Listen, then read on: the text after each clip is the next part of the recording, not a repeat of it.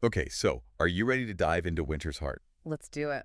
This is the ninth book in Robert Jordan's Wheel of Time series. That's right. And you're clearly someone who loves epic fantasy. I do. And this one throws everything at you. It does? Court intrigue. Aes Sedai wielding incredible power. Yes. Those fierce Ale clans. And, of course, the ever-looming threat of the Dark One. Of course. So are you ready to uncover what makes this book tick? Absolutely. I'm ready when you are. All right, let's do it.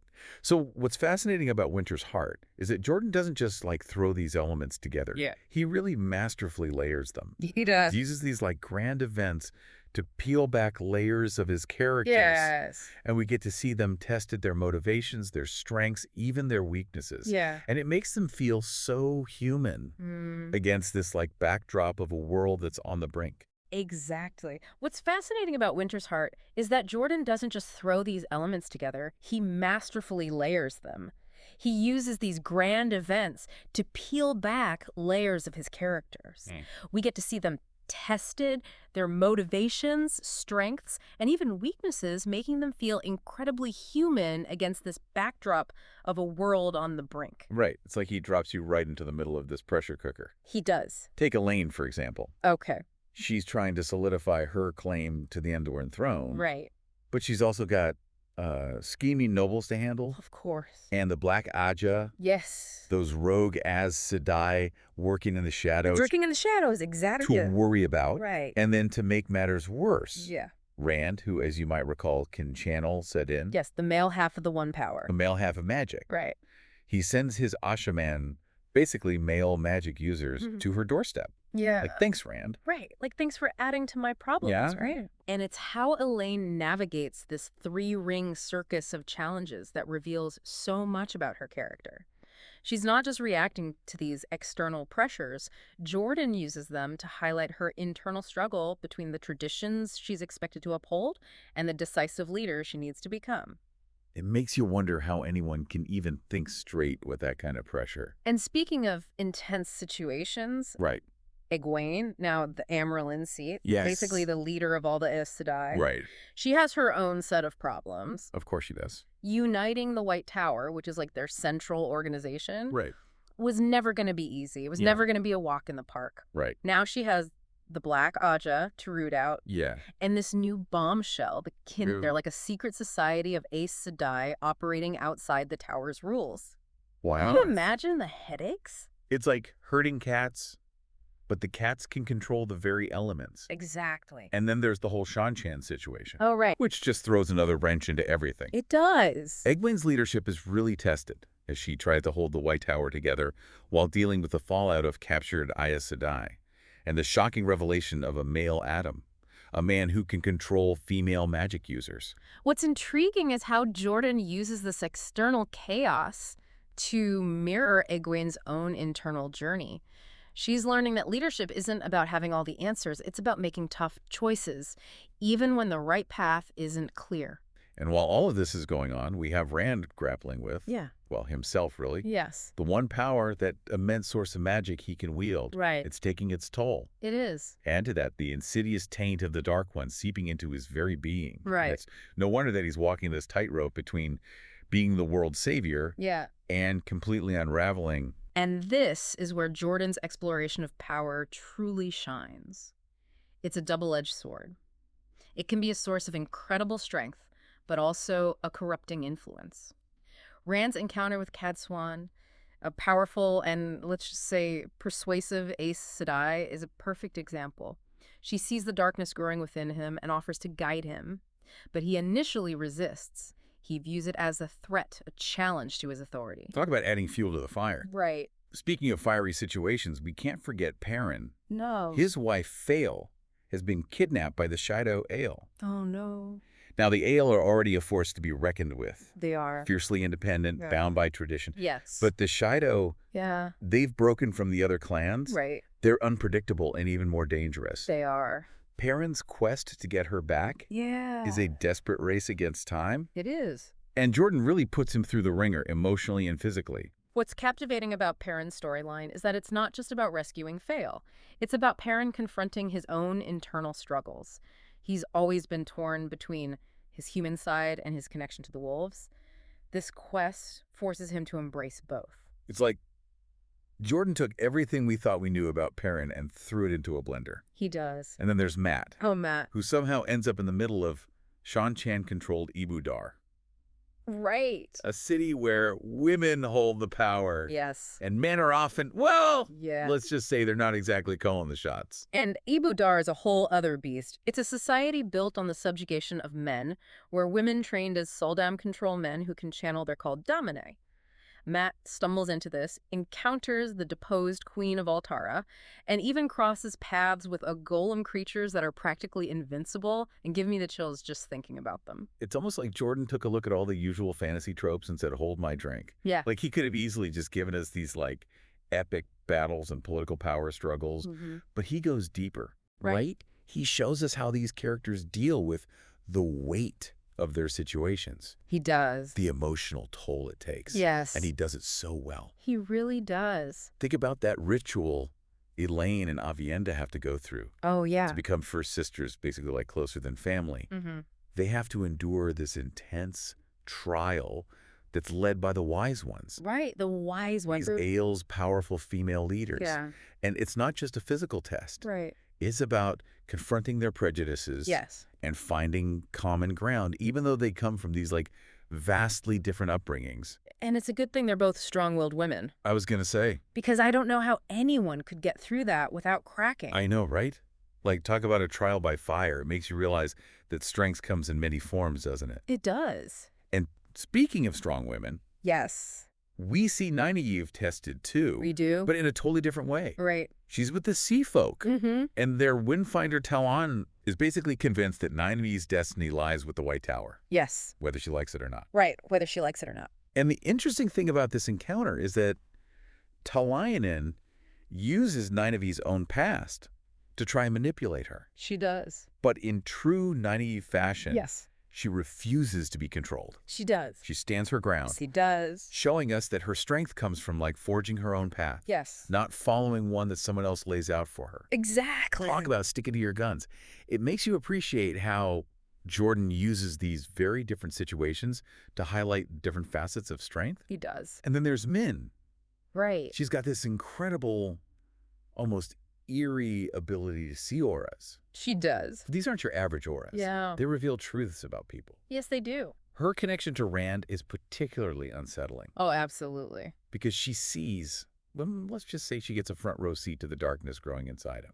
It's like Min is getting a glimpse into the true cost of wielding the one power. Remember that fiery inferno she sees within him? Yes. It's a potent image, and it's not just a representation of Rand's power. It symbolizes the potential for destruction that comes with it. It's like she's looking into the abyss Right. and it's looking back. It is. And speaking of facing terrifying things, Yeah. we have Fail, who is now a captive of the Shido. Right. Now, being a prisoner is bad enough, Yes. but these aren't your average captors. They are not. But what's amazing is that Fail doesn't just crumble. Right. She uses her wits. She does. She observes her surroundings. She even starts strategizing. Right. It's like she's playing this deadly game of chess. It is a game. But the stakes are her life. And that's a testament to Fail's character. Yeah. Even stripped of her freedom, she never loses sight of who she is. She's observant, resourceful, and far more dangerous than her captors realize. She's definitely not someone I'd want to underestimate. Yeah. And then on the other side of the world, we've got Matt, Of course we do. who always seems to land on his feet. He does. Even in the most precarious of situations. Somehow. He's trapped in Dar, I know. a city that's basically the opposite of everything he knows. Right. Yet somehow he manages to navigate this world of Shan Chan politics. I know. He even gets tangled up with Tone, who just so happens to be the Shan Chan heir. Right. Talk about high stakes. And it's Matt's irreverence, his refusal to be cowed by the Shan Chan and their ways, that allows him to thrive in this environment. He uses his humor and his charm as a shield, deflecting their attempts to control him. It's like he's playing this high-stakes game of poker, He is. but he's using jokes and Lucky Charms as his chips. That's Matt. And speaking of high stakes, this book really isn't afraid to go there. It's not. We see betrayals, Yes. characters making impossible decisions, and like the very real consequences of those choices. Right. It's like Jordan turned up the volume on everything. The tension, the drama, the emotional stakes. And this is where Winter's Heart really starts to feel like a turning point in the series. The threats are more immediate, the personal struggles more intense, and the fate of the world hangs in the balance. It's clear that things are coming to a head. It's like the calm before the storm. Yes, But you know it's going to be a big one. it is. One of the things that really struck me about this book was how Jordan tackles the themes of power and responsibility, Mm. especially when it comes to Rand. Right. He's the dragon reborn. Yes. He's destined to face the Dark One. He is. But he's also just a young man He is. wrestling with this incredible power. Exactly. Rand's arc in Winter's Heart is a stark reminder that power, especially on that scale, can be both a blessing and a curse. It can be used for good, for protection, but it can also corrupt and consume. It's like he's carrying the weight of the world on his shoulders, Cheers. and it's slowly crushing him. Yeah. And it's not just Rand. Right. We see this theme play out with other characters as well. Wait. Elaine struggling to balance her duty as a queen with her desire to be a mother. Yes. Egwene being forced to make difficult decisions for the good of the White Tower, Right. even if it means making enemies. Right. And then there's Perrin. Yes. He's grappling with the responsibility of his connection to the wolves, Yes, he is. a power he never asked for but can't ignore. And then there's Matt. It seems that in the world of the Wheel of Time, true leadership comes at a cost. It really does. It's a good thing these characters have more than their fair share of courage because they need it. They do. And let's be honest, Yeah. this book doesn't shy away from the dark stuff either. It doesn't. I mean, we see glimpses of what's happening in the Black Tower, We do. where men who can channel are being trained. Yeah. And it's pretty intense. Yeah. They're being molded into weapons, They are. and it makes you question the cost of fighting evil. The Black Tower is a fascinating counterpoint to the White Tower. It's a place where power is raw, untamed, and often used for ruthless purposes. Jordan uses it to explore the darker side of channeling, the potential for it to be twisted and used for destruction. It's like looking into a warped mirror, Right. seeing like a twisted reflection of the White Tower and its power. Exactly. And then, of course, we have the Black Aja, Of course, lurking in the shadows. lurking in the shadows, always scheming, Always. always manipulating events to serve the Dark One. Always. They're like those puppet masters you see in plays, Right. except they're pulling the strings of fate itself. They are. And just when you think you've got a handle on things, Jordan throws in these little details, Right. these character moments Yeah. that make you pause and say, wait a minute, what does that mean? Right. It's like he's scattering clues like breadcrumbs, He is. leading you deeper into the story, but leaving you to connect the dots. I love that you use the word clues because that's exactly what they are. Take, for example, Fail's observations while she's a captive of the Shido. She notices things, small details about their customs and behavior, that seem insignificant at first glance. But upon closer examination, they reveal a deeper understanding of their culture, their motivations, and their weaknesses. It's like she's piecing together a puzzle, Yes. but the pieces are scattered all over the place. They are. And Matt, with his uncanny knack for attracting trouble, Yes. ends up stumbling upon crucial information about the Shan-Chan. He does. It's almost as if his luck is guided by something Yeah, or someone. it is. And let's not forget about Min's unsettling visions. No. They're not always clear, Right. often shrouded in symbolism, Yes. but they always hint at something significant to come. They do. Remember that vision of Rand standing amidst destruction, wielding a flaming sword? Oh, yes. It's both terrifying and awe-inspiring. It is. A glimpse into the potential future he carries within him. Right? It's like Jordan's giving us a sneak peek behind the curtain, He, showing us the possibilities, the potential consequences of the choices these characters are making. yes. It's enough to make you hold your breath and say, what happens next? Mhm. And that's the genius of it, isn't it? It really is. He gives us these glimpses, these hints of what might be, Yeah. and it makes us just want to race to the next book I know. to find out. Yes.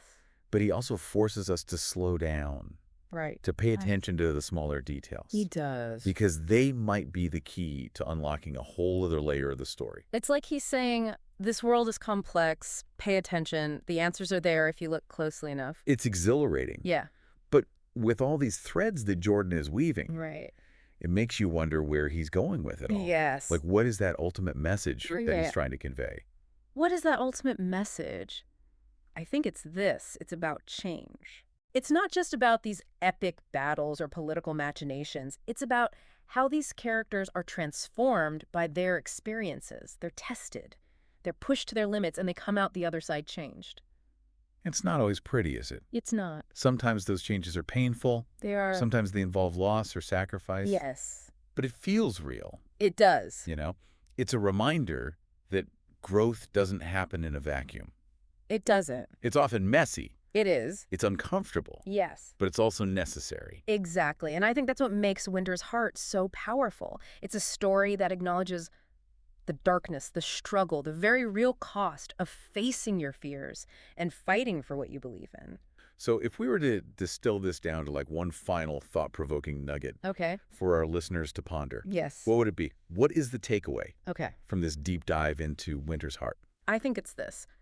Embrace the change. Even when it's scary, even when it's painful. Because it's in those moments of transformation that we truly discover who we are.